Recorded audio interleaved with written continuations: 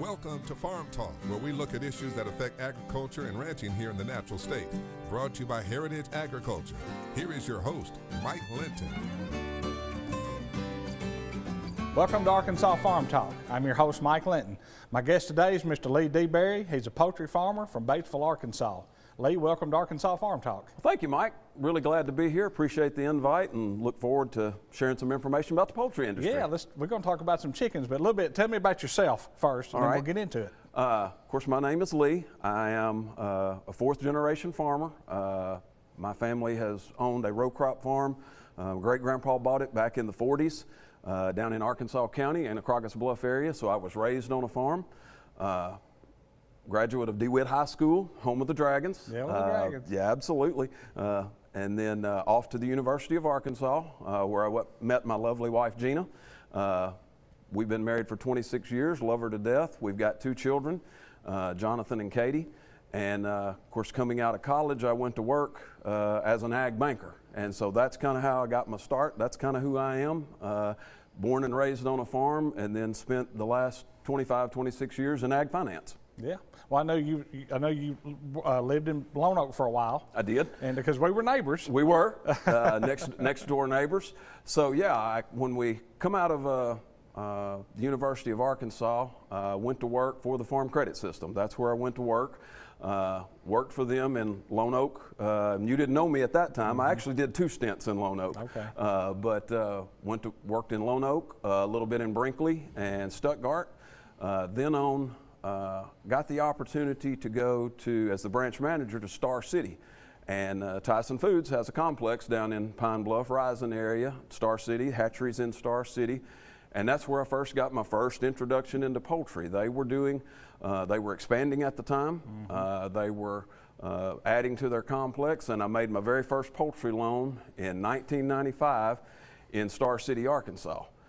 So from there, I was there a couple of years, and then went to work for a bank out of El Dorado that did nothing. The bank did other things, but they had an ag division that did nothing but chicken houses. That's all we did, was finance chicken houses. So for about 6 years of my career, I spent time doing nothing but financing chicken houses.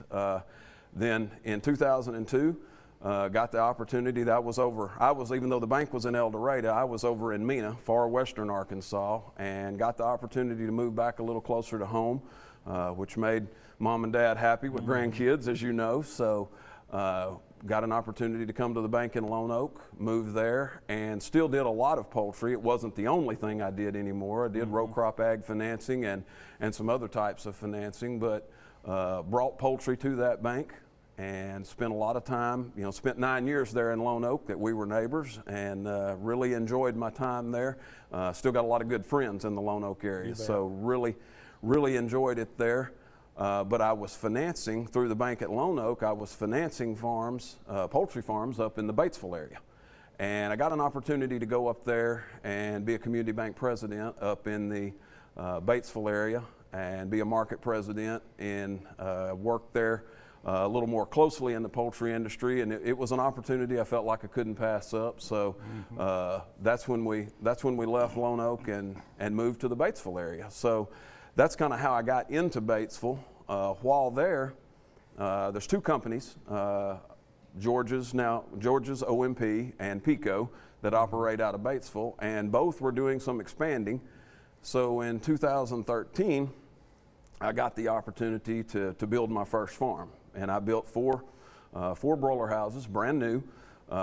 These were an investment. I was still working at the bank at the time, but built them as an investment. Really enjoyed it, liked the industry even more. I'd been involved with it, my entire career from the finance perspective, so I was very familiar with it, familiar with the people, but got the opportunity to do it for myself, really liked that. So from there, the 2 companies just kept expanding, so I got the opportunity to build an even bigger farm, and when I did that, I sold my 4-house farm. Took the money, invested it into a new 10-house farm, and at that point in September of 17, I decided I felt like a career change was in order, and I went into poultry farming full time. I retired from the bank, Still got a lot of good friends, a lot of good relationships I built over the years through my career in banking. The ag finance was what I always enjoyed the most. I always enjoyed dealing with the farmers, both poultry and row crop. So, you know, that was an opportunity. Something I missed the ag part of it, but I really enjoy this new chapter in life too. Sure. Being self-employed. Yeah. Self-employment's a lot of fun. And I enjoy it. So now I retired from the bank in 2017 just to focus on my poultry farm. In 2018, I got an opportunity to buy another farm. So I expanded my operation into a second farm. So now we have 2 farms, 16 total houses. 16. 16. Wow. And we've got 3 full-time employees and just really enjoy what we do. The poultry industry has been really good to me throughout my entire career, both on the finance side and now being on the owner-operator side, and even still do a little financial consulting. I've got a little small consulting business too, but primarily I'm a poultry farmer now. Yeah, well, let's talk about that. Explain the poultry business, the industry, how it works a little bit. Sure. So the poultry industry is a model of what we call vertical integration. And what that means is the company owns pretty much everything from the start to the finish. They're going full scale. But it's your property, your houses, My right? property, okay. My houses. They own the hatchery, they own the feed mill, the trucks, they own the processing plant, and that's the 3 big things. You're going to have a hatchery, you're going to have a processing plant, and you're going to have a feed mill in any poultry operation. That's the big 3, and the company owns those. Mm-hmm. The one thing they have realized over the years, there have been some company farms at times, and one thing they've realized is logistically, for one reason, owning enough land to own all the poultry houses they need is not really something logistically they can do. The other thing they've realized is that, you know, when they deal with an individual farmer, they tend to get a better product, they tend to get a better job. Sure. So we work, as a poultry farmer, we work on a contract basis. My contract is with Pico, and I have a contract with them. They provide me the chicks, they provide me the feed, and they provide me the technical advice. I provide the facilities, and I provide the utilities. So I'm providing the environment. That's my job, is to give them a good, safe, stable environment to grow those chicks. And then, you know, at market, they come and get them. They take them from my house, and they take them to the processing plant and go from there. So that's kind of how everything is company owned except the farm, because they've realized they can get a better job, and logistically it's much easier to do that with an individual farmer. Lee, we're talking about the poultry industry. You got 16 houses in Batesville. I do. You raise growers.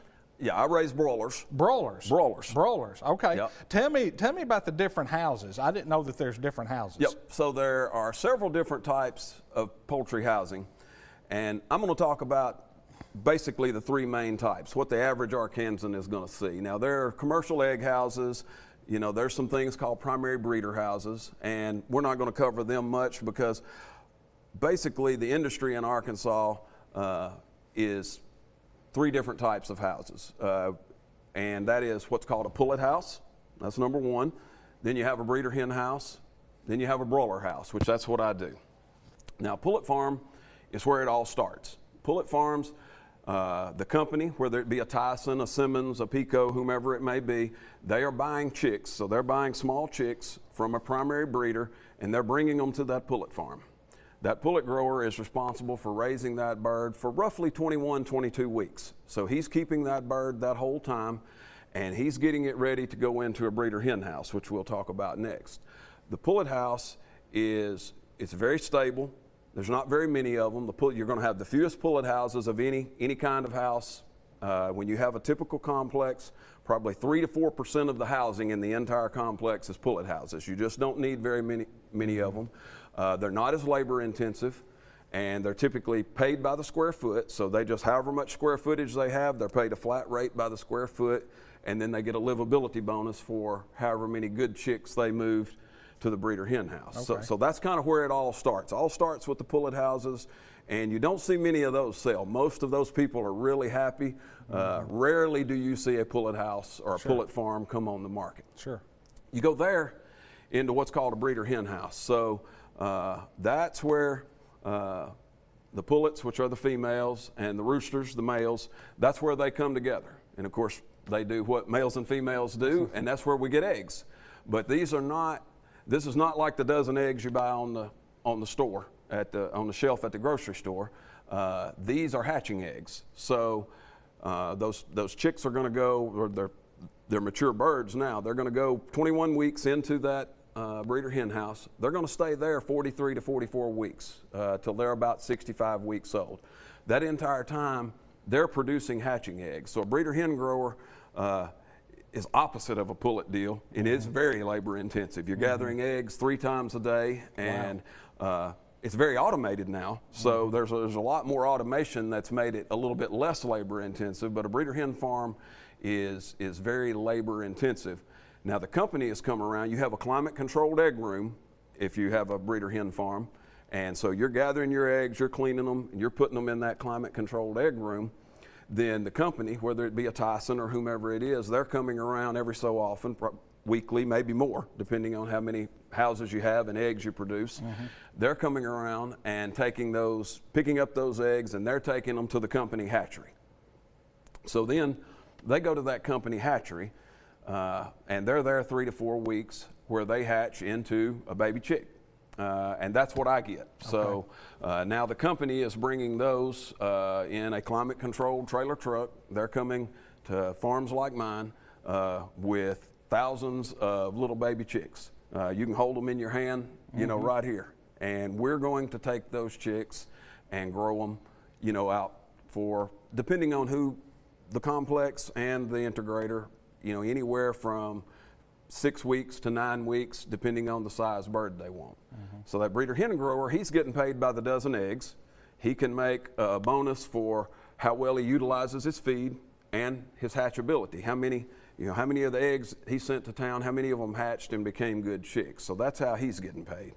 Then they get to me, you know, I get paid for pounds. Yeah. You just like a rancher. That's it. I get paid for pounds, brother. That's it. Right. We sell pounds. Yeah, I'm with you. And so I'm taking that chick from a baby that will literally fit in your hand, and that's when my wife loves them. She loves them, the baby. When they're big and ugly, ready to go, she don't like them. But she loves them, you know, when they're little. And so we're taking that chick from, you know, a day old. It just hatched that morning. When it comes to our farm, we're taking that chick from 1 day old and taking it out. For us, it's 60 to 63 days. Now, you know, again, depending on what size bird each company wants and each complex within an entire company, like Tyson down in Nashville is probably raising a different size bird than Tyson in Springdale, but it's all depending on who their market is with. Yeah. So as a broiler grower, you know, now it's also somewhat of a competitive system. So I'm competing. If you and I both have broiler houses and we sell in the same week, we're competing against one another. So that's how I can improve how I do. I'm trying to provide them the most pounds of meat I can at the least cost to the company. Yeah. So, you know, I'm trying to give them the most pounds with the least feed. So the way we do that is control our environment. You try to set the environment to make it an environment. You don't want it too hot, because if it's too hot, they're just like you and me. They're going to sweat. They're going to burn calories. Yeah. If it's too cold, they're going to huddle. They're going to not eat. They're going to do things of that nature, and so they're not going to grow. So, you know, and that's how we get paid, is however many pounds of meat we send to the processing plant. Let me ask you a quick question. Being on the outside looking in. Yep. How many broilers do you have per house? Okay, so again, that's going to be different depending on the company and what size bird. So the bigger the bird you're growing, the less you're going to put in the house, because you need more space when they get bigger. For me personally, we're getting, in the size houses I have, we're getting about 26,000 birds per house. Wow. And so on my 10 house farm, I'm getting roughly 260,000 birds at a time.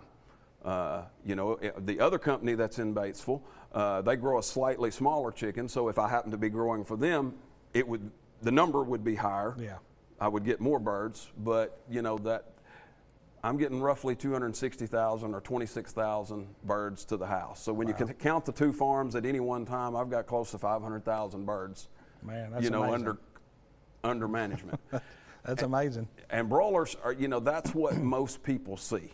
That's 90% of the housing in a typical complex. The pullets 2 to 3 or 3 to 4, and then breeder hens 6 to 7%, and the broilers are 90%. So when you drive along the road in Arkansas and you see a chicken house, pretty good chance it's a broiler farm. Okay, I got you. Let me ask you this.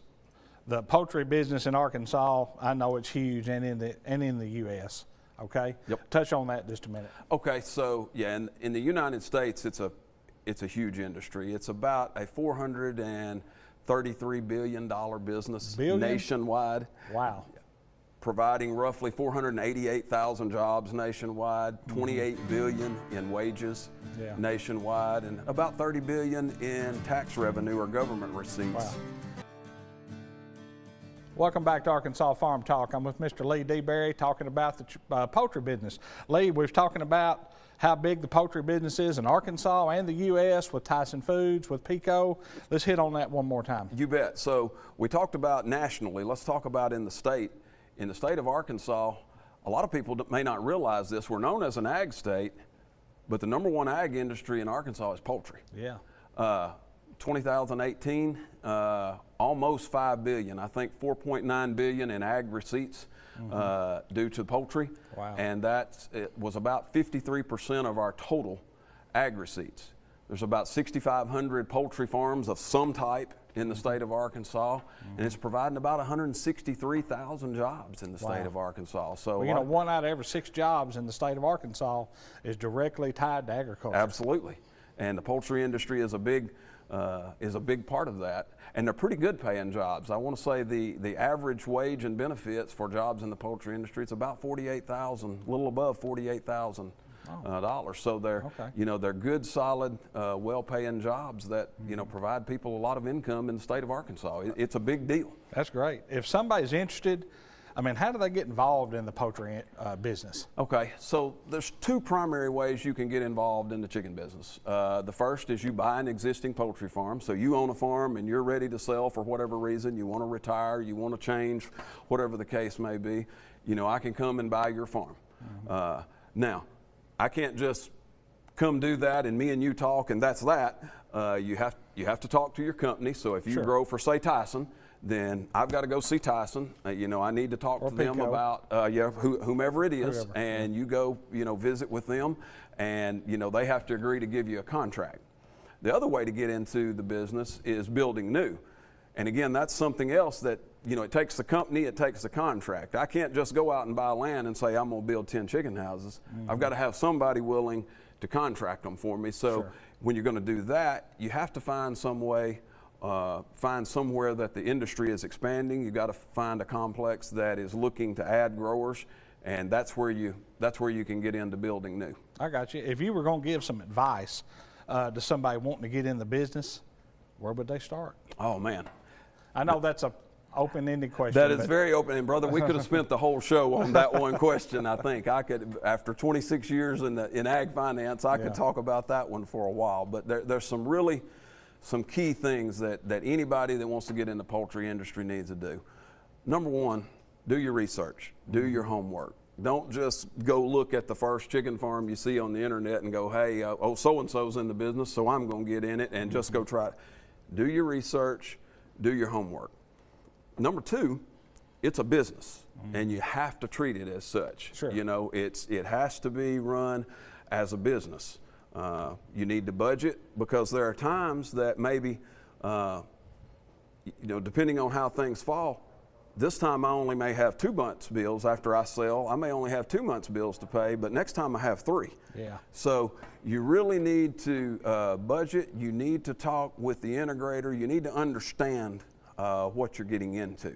And man, I can't stress enough the importance of your banking relationship. When you're getting into the chicken business, whether you're buying or whether you're building, it is extremely important to deal with somebody that not only knows you, but understands the industry. It's a niche industry somewhat, just like, there are banks that are into commercial real estate. There are banks that are big in row crop ag. Sure. There are also banks that are big into poultry finance. And, a lot of those people have some very good people that they can really help. And they can help someone trying to get in the business. The last thing I would say on that is if you're building new, again, deal with somebody reputable. Anytime there's an expansion goes on, there are going to be people that come in from out of town that are not from there that are going to come in and get in on the, get in on the fun, so to speak. I think it is extremely important to deal with somebody that you know. There's great people all over the state of Arkansas. I've dealt with them throughout my career, down in Nashville, up in Fayetteville. Love my friends, the trucks that own Batesville Poultry Equipment. People like that, they have been there 20, 30, 40 years in the business. Family's been in it their entire lives. Cheapest, as you know, in the equipment business, cheapest isn't always the best. That's correct. So the same's true in the poultry business. You do need to gather bids. You need to, check your cost, but the cheapest isn't always the best. So deal with reputable people, from your bank to your building and equipment people. Those are things, that's advice I would give people that I think is extremely important. Yeah, no, we have a lot of customers that are in the poultry business. We deal with a lot of them. Absolutely. Deal with you. Absolutely. We appreciate your friendship and your business. You I bet. can tell you that. You bet. Lee, I want to thank you and your family for everything you do for agriculture here in Arkansas and to promote poultry and chickens in the natural state. You bet, my friend. Thank you for having me here. I really enjoyed it. More we could have talked about, but I really enjoyed the time, and I thank you for having me. You bet. Thanks. Thanks for tuning in. We'll see you next week on Arkansas Farm Talk. Thank you for watching Arkansas Farm Talk, brought to you by Heritage Agriculture.